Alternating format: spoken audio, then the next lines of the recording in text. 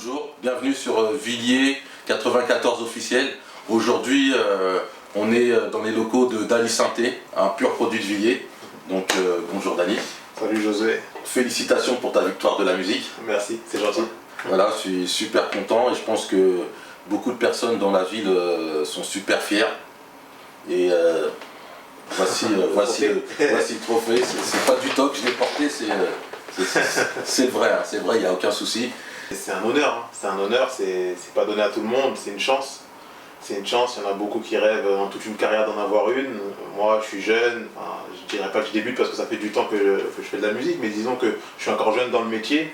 Et voilà, j'ai eu cette chance-là et franchement, ça fait super plaisir. C'est vraiment la plus haute distinction musicale en France. C'est clair. Du coup, bah, ça fait super plaisir, c'est touchant, quoi. Tu as été mis à l'honneur un peu partout, je pense, sauf chez toi. À Villiers. À Villiers, exactement. Donc c'est aussi pour ça qu'on est là, pour rendre à César ce qui appartient à César. Donc ça t'a pas un peu marqué, un peu blessé par rapport à ça? Blessé, non, moi je trouve que c'est juste dommage en fait. C'est dommage parce qu'en fait on vient de Villiers, on a grandi là-bas, j'y vis encore pour le moment. Et quand tu sais que tu es reconnu partout sauf chez toi, tu te dis bon, c'est triste, en fait c'est triste pour la ville, c'est triste pour nous parce que voilà, comme tu as dit, je viens de Villiers, je suis un pur produit de Villiers. Tu vois, maintenant j'attends pas non plus de Villiers une reconnaissance quelconque. Mais j'aurais quand même aimé que ce soit au moins reconnu quand même, qu'on dise bon, voilà, j'ai ramené la victoire que j'ai gagnée, c'est la victoire que les Hauts-de-Seine ont gagnée, c'est la victoire au final que la ville a gagnée. Et voilà, c'est un honneur normalement pour nous tous. Maintenant, je sais pas, hein, c'est à eux de voir. Donc j'ai vu aussi que tu avais participé à la BO de Camping 3. Ouais. Bah alors comment ça s'est goupillé finalement tout ça? Bon, au final, en fait, si tu veux, on était en tournée. On a reçu un appel comme quoi le réalisateur voulait qu'avec Gims on fasse un morceau pour le film. Donc du coup on nous a envoyé le film, on l'a regardé, du coup on a regardé dans ce qu'on avait. On avait fait un titre genre quelques jours avant sur la tournée qui s'appelle Ma Beauté. Du coup on a décidé de leur envoyer, c'était juste un yaourt, et vraiment voilà, c'est une maquette qu'on a fait sur la tournée, donc t'imagines bien que c'est pas posé vraiment dans les règles de l'art, tu vois. Mais au final, voilà, ils ont écouté, ils ont kiffé, ils nous ont renvoyé tout de suite un teaser du film avec la musique en yaourt. Du coup j'ai dit ah d'accord, ok, c'est cool. Et ils nous ont rappelé direct, le réalisateur m'a appelé, il m'a dit ah non vraiment il est dingue ce titre, je veux ce titre dans mon film et tout. Du coup on a fini le titre, on a fait le titre, Gims il a enregistré ses voix depuis les Antilles, parce que c'était précis, il devait rendre les teasers genre pour 48 heures après. Et de là il en a profité pour me demander un autre morceau pour le film que j'ai fait. Et voilà quoi, du coup on s'est retrouvés dessus, ça allait super vite parce qu'en fait ils étaient à la fin, ils étaient vraiment à la fin, ils avaient déjà d'autres morceaux, d'autres artistes qui étaient dessus. Et voilà, on est arrivé, on a tout raflé. En fait c'est en discutant qu'on a découvert qu'on était tous les deux de Villiers. Et il dit ah c'est dingue, ma mère habite encore à Villiers et tout. Et une fois il va à Villiers, même il m'envoie un MMS où je vois les Hauts-de-Seine en photo, il est juste à côté du coup qui dit ah je suis chez toi. J'ai dit ah tiens c'est marrant et tout. Et puis voilà quoi, c'est vraiment comme ça, c'est un pur hasard. Ouais. Comme quoi à Villiers il y a du talent. Exact, exact. Le monde est petit. Il y a eu une petite polémique à l'échelle municipale, c'est que effectivement il a été invité pour une avant-première, alors que toi en tant que Villiérain qui avait aussi participé à la BO, t'avais pas eu de retour. D'ailleurs c'est vrai que j'étais pas du tout au courant en fait, je venais d'arriver en vacances. Je crois que c'était un mardi ou un truc comme ça, je venais d'arriver en vacances, j'étais au Portugal et je reçois un appel, on me dit mais t'es au courant que demain il y a une avant-première du film à Villiers? Je fais attends, il y a une avant-première du film dans ma ville, je suis même pas au courant, je suis même pas invité ou quoi. Et j'ai dit bon bah écoute, de toute façon dans tous les cas je suis au Portugal et personne ne m'avait invité. Si on m'avait prévenu je serais allé au Portugal un jour après, mais vu qu'on m'a pas prévenu j'ai dit bon, enfin je t'avoue que cette fois-ci ça m'a peut-être blessé un tout petit peu plus que le fait de ne pas être reconnu pour les différents trucs, parce que je me suis dit là quand même c'est un film qui sort, c'est en pleine promo. Pourtant, ce qui est, voilà, quand ça a été fait dans les autres villes, je suis allé à Clairefontaine défendre le film avec Gims, je suis allé à l'avant-première à Paris, et là, que la ville ne m'ait pas convié, j'ai dit bon, ben tant pis, tu vois. Bon, après, est-ce qu'ils étaient au courant ou pas, ça je sais pas, c'est autre chose. Ça peut être un oubli. Ça peut être un oubli, tu vois, ça peut arriver, tu vois, mais j'ai trouvé ça dommage, tu vois, j'ai trouvé ça triste. Pareil, tu vois, j'ai trouvé ça bon. Voilà, moi j'ai eu Fabien au téléphone, le réalisateur. qui lui-même, voilà, lui, il avait zappé que, voilà, il s'est dit, ah ouais, ben demain je suis à Villiers et tout ça, ah, tiens, personne t'a prévenu et tout. Lui, il savait pas vraiment que pour lui, j'étais là, voilà, il savait pas que j'étais pas prévenu et tout. Et il m'a dit, ah, tiens, dommage et tout, dommage que tu sois pas là et tout, ça aurait été bien, on aurait présenté le film ensemble et tout. Et du coup, ça s'est pas fait, quoi. Donc, tu as monté ton label. Ouais. Tu veux bien nous parler de ton label? Bah, mon label, il s'appelle OVNI Music, que j'ai monté, à la base, je l'avais monté avec mon associé Red Eyes et le rappeur Brasco. Maintenant, on bosse plus qu'avec mon associé Red Eyes. Donc voilà, c'est un label qu'on a monté depuis 2011, on va dire. Donc ça fait un peu longtemps qu'on l'a. C'était à l'époque de la Junior Assos. Voilà, à cette époque-là, j'avais encore ma Junior Assos, ouais, en effet. Et du coup, voilà, on avait décidé de développer vraiment notre activité, de s'émanciper un peu, d'arrêter d'être dépendant d'autres maisons de disques ou de qui que ce soit. Du coup, on a monté notre boîte, ça a mis du temps. Voilà, là, ça fait aujourd'hui maintenant 5 ans qu'on l'a. Mais maintenant, voilà, ça commence à porter ses fruits, tu vois, ça commence à être cool, de belles opportunités. C'est clair, en plus tu es bien installé, j'ai fait la visite des locaux et on est très bien installé, on a trouvé un beau lieu, à l'abri des regards indiscrets, et puis on peut bosser dans de bonnes conditions, quoi. Je vais rebondir sur Sapé comme jamais. Comment le morceau il a été créé? Ah, il a été créé là, juste là. Gims était assis juste là, comme ça. Et en fait, si tu veux, on était sur la fin de l'album, il restait à peu près 24 heures ou 36 heures, on va dire, pour terminer et rendre les bandes. C'est-à-dire là, il fallait que ce soit mixé, prêt à aller au mastering. On avait déjà la tracklist, l'album était déjà en précommande sur iTunes, il y avait juste écrit track 1, il n'y avait pas écrit les noms. Donc c'est ça un peu qui nous a sauvés. Sapé n'existait pas et on était là, on galérait un peu parce qu'il y avait SLMC qui était en train de poser un texte. Du coup, il était, je crois, dans les 3h du matin ou 4h du matin, et on se regarde, il y avait aussi Laurent des Twins, les danseurs de Beyoncé, qui étaient là. Et il commence à me dire, tu te rappelles, Dani, je t'avais parlé d'un son un peu afro que je voulais faire, donc vu qu'on a du temps, qu'on est là, qu'on se regarde, viens, on fait ce titre-là, tu vois. Et il me fait écouter l'air, il me chante le il me chante ça comme ça. Et ça, c'est son air à lui qu'il avait déjà. Et j'ai dit, ah ouais, tiens, c'est pas mal. Et là, je commence à taper le truc, j'ouvre la session. Et en 15 minutes, on commence à avoir le truc un peu comme on l'entend, par exemple le couplet tel qu'on l'entend. C'est ça, on l'avait déjà au bout de 15 minutes, on avait ce truc-là. On commence à danser, on était euphorique parce que c'est à la fin de l'album, t'es fatigué, tu dors 2 heures par nuit pendant plus d'une semaine, t'es là en mode voilà. On commence à danser, à se renvoyer des phases, et c'était vraiment un jeu, quoi. On s'envoyait des Mathieu et Zalem, Coco Chanel. On disait tout ce qui nous passait par la tête. C'est pas vraiment, voilà, ça n'avait pas un but d'être, c'est pas du Baudelaire, quoi, mais c'était vraiment pour s'amuser. Vraiment un son pour se détendre, pour s'amuser. Et au final, on se regarde, on se dit, il y a quelque chose en fait. Et on se dit, mine de rien, il y a quelque chose dans ce son. Et du coup, on commence à faire le titre et tout, il commence à enregistrer le refrain. Et une fois qu'il enregistre le refrain, on se dit, attends, il y a quand même quelque chose, viens, on envoie à Niska. Niska, on lui envoie le son le lendemain matin, enfin à 10h, quoi, quelques heures plus tard. Il nous renvoie les voix à 16h, Gims revient, Gims finit encore d'autres morceaux dans d'autres studios. Il revient au studio, je crois, à 5h du mat, fin de voix. Il finit le titre, 7h du matin, titre bouclé. Je reviens à 10h, je fais les arrangements, j'envoie au mix. Et voilà, le mastering c'était à 15h, pour te dire. Ah non, mais voilà, c'est rentré vraiment comme ça. Et on s'est dit, voilà, moi-même je me suis dit, voilà, ça va être un son un peu communautaire, entre guillemets. On va pouvoir s'ambiancer en club, en boîte et tout. Mais je pense pas que ça va être non plus le titre qui va... La victoire de la musique. Voilà, je pensais pas. Honnêtement, personne s'y attendait, que ce soit la maison de disques, que ce soit Gims lui-même, personne... Voilà. Gims, lui, il y croyait, donc il voulait quand même le pousser en radio. Et c'est lui qui l'a poussé en radio. Il a dit, ouais, il parle avec le programmateur de Skyrock, il dit, celui-là, ce morceau, je pense que ça peut être cool. Et le programmateur, il nous a suivis. Il a dit, franchement, je sais pas, moi, j'aurais pas pensé celui-là, mais je vais vous suivre, je te fais confiance, Gims. Et Gims a dit, tu verras quand on va balancer le titre en exclu, qu'on va faire découvrir le titre, ce qui va se passer. Chose faite, on a fait découvrir le titre en direct à la radio. Et là, depuis, voilà, ça a été le feu. Le titre est rentré en radio quelques jours plus tard. Ça n'arrête plus. Et ça n'arrête plus. Ça n'arrête plus. On a sorti le titre, il est quasiment à 200 millions de vues en 10 mois. Et ça fait quasiment 1 an qu'il est dans les charts, quoi, qu'il bouge pas. C'est ouf. L'histoire de la musique, voilà, quoi. Tout ça a pété, quoi.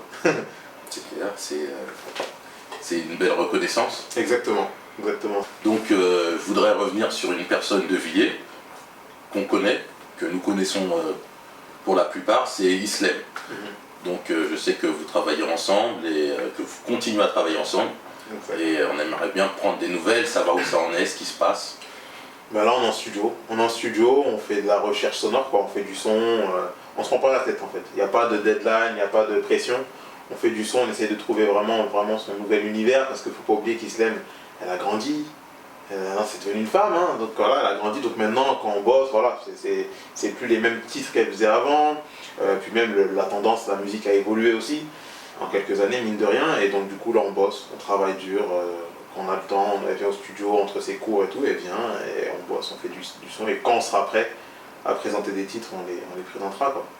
Mais sans pression, à la cool, en famille. Ouais. Voilà, on bosse en famille, maintenant surtout que là on a les locaux, on a le studio, on a tout ce qu'il faut pour bosser dans de très bonnes conditions. Donc on travaille. Il n'y a plus qu'un. Il n'y a plus qu'à, exactement. Alors nous concernant, il y a pas mal de projets avec pas mal d'artistes. Mais tes projets à toi. Et après moi personnellement, là je vais préparer un album. Je vais préparer un album, là je suis en cours de deal avec les maisons de disques, on est en train de voir, en train de discuter. Mais je pense que voilà, ça devrait arriver courant 2017.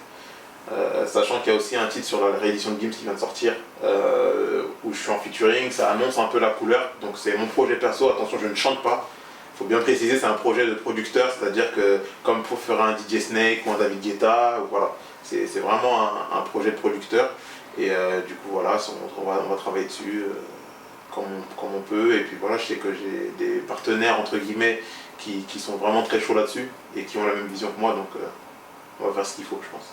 Et si tu avais un kiff à te faire, musicalement, ce serait avec qui? Et ce serait quoi si? Un kiff à me faire musicalement avec qui? Il serait pas en France, je pense, mon kiff. Mon vrai gros kiff.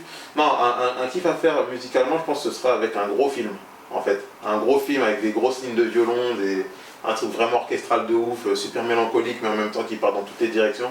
Ça, ce serait mon vrai gros kiff. Après, en tant qu'artiste, après, faut viser le sommet, tu vois. Moi, je vois un artiste comme Drake, une artiste comme Rihanna, quoi, tu vois. Après, voilà. Attends, on sait jamais. Rien d'impossible, regardez. Ah, rien n'est Il y a la impossible, victoire. attention. Et puis on commence à se tourner vers les États-Unis, on commence à regarder un peu ce qui se passe, donc c'est cool. On verra bien. Au mois d'avril, on était aux États-Unis, à Los Angeles, avec Gims. On est allé en studio et on a pris notre claque. Pas la claque que les gens pensent que genre en gros on a écouté des sons et genre oh, on a pété un câble. Non, non, non. On est allé faire écouter nos sons et c'est eux qui ont pété un câble sur nos sons. Et quand on a vu ça, on s'est dit ah ouais d'accord. Le boulot est fait. En fait c'est pas là. En fait si tu veux c'est des cultures différentes. Si tu veux, par exemple la culture de l'afro par exemple, le son afro, eux là-bas ils savent pas faire. Ils aiment beaucoup mais ils savent pas faire. C'est-à-dire qu'on est arrivé, on a fait écouter, on était avec un compositeur qui s'appelle Redouane. Redouane, pour info, c'est lui qui a fait Lady Gaga, qui a fait des gros sons de Britney Spears, qui a fait, enfin, et j'en passe, c'était Cat Luna, et j'en passe. Et quand je le vois lui péter un câble, après tout ce que lui a fait, tu te dis, ah quand même, pareil, on fait écouter à Akon, pareil, il pète un câble, il nous check, il dit, non les gars, c'est fou ce que vous faites, faut qu'on bosse ensemble. Après, t'as David Guetta, on croise David Guetta, bon c'est un français, mais pour moi il est international, c'est comme un américain, tu vois, c'est, voilà. Et pareil, il dit, non, il dit à Gims, non, faut qu'on fasse des trucs ensemble, c'est cool, vraiment, voilà. Et après, moi je suis allé, en dehors de ça, j'ai eu un rendez-vous avec la PDG d'Universal Publishing là-bas. Super bon feeling. Ils avaient écouté les MHD, les trucs comme ça, et je les vois, ils kiffent et tout. Et ils me présentent en direct, comme ça, ils me présentent Travis Scott. Travis Scott, pour info, signé par Kanye West, enfin, un gros rappeur et tout, qui fait même la tournée avec Rihanna et tout. Et on lui fait écouter ça comme jamais, pétage de câble. Le gars vraiment se tire les cheveux, c'est-à-dire les mecs bougent la tête, t'as l'impression qu'ils vont se faire mal au cou, tu vois. Et le gars sort tout de suite son ordi, il me fait écouter un son, il me dit gars, faut qu'on bosse ensemble, faut qu'on fasse des trucs, t'as vu là, t'as une couleur qu'en fait qu'on n'a pas ici. Et la couleur, si tu ramènes ta couleur chez nous, c'est la culture afro. La culture afro, ils ont dit voilà, t'as ton côté mélodieux et la culture, parce qu'il y a vraiment deux aspects, il y a le côté mélodieux sur certains titres et il y a le côté afro. C'est vraiment les deux aspects, et ils ont dit vraiment ces aspects-là, nous on kifferait bosser avec toi là-dessus sur ces aspects-là, parce que t'as vraiment une force. Et eux, les Américains, ils sont pas comme nous en France, c'est-à-dire que si jamais il y a un truc qu'ils savent pas faire et que toi tu sais le faire, ils vont dire viens on le fait ensemble. Alors qu'en France, on va dire on chercher les talents. Voilà. Alors qu'en France, ils vont dire attends, moi je sais pas faire, mais vas-y, j'ai pas envie de le faire avec toi, je préfère garder mon petit gâteau pour moi tout seul et pas partager. Et du coup, là-bas, c'est notre vision, c'est notre manière de bosser, et du coup, on a vraiment pris notre tarte dans ce sens-là en fait. Tu vois, dans ce sens-là, et du coup, on va y retourner obligé, tu vois, faut qu'on aille faire les choses là-bas. Voilà. J'ai une question qui est plus personnelle là. C'est t'as pas peur que Danny Sainté soit automatiquement rattaché à Maître Gims? Bah en fait c'est une question, c'est vrai que c'est une question qui est soulevée plus par mon entourage en plus, c'est marrant, c'est vrai.